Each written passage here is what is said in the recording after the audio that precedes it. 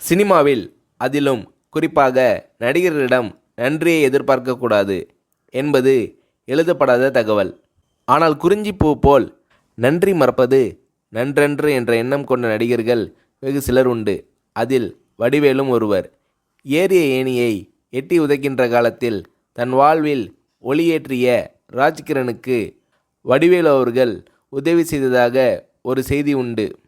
அந்த உணர்வு எப்படி வந்தது? இதை பற்றி வடிவேலு அவர்களை ஒரு முறை சொன்னபோது, எப்படின்னு சொல்கிறது கஷ்டம்ன, ராஜகிரண் சார் இல்லைனா நான் இல்லை, இந்த புகழ் வசதி வாய்ப்பு எதுவுமே இல்லை, அவர்தான் கை தூக்கி விட்டு சோறு போட்டார், எனக்கு அவர் கடவுள் மாதிரி, அப்பேற்பட்ட மனுஷனுக்கு கஷ்டம் வந்தால் பார்த்துக்கிட்டு சும்மா இருக்க முடியாதுண்ணே, அதனால் என்னால் முடிஞ்ச உதவியை செஞ்சேன், அதை உதவின்னு சொல்கிறதே பெரிய வார்த்தைண்ணே, நன்றி கடன்னு தான் சொல்லணும், இன்னும் கூட தீர்க்க முடியாத நன்றி கடன் அது என்று உருகுகிறார் வடிவேலு.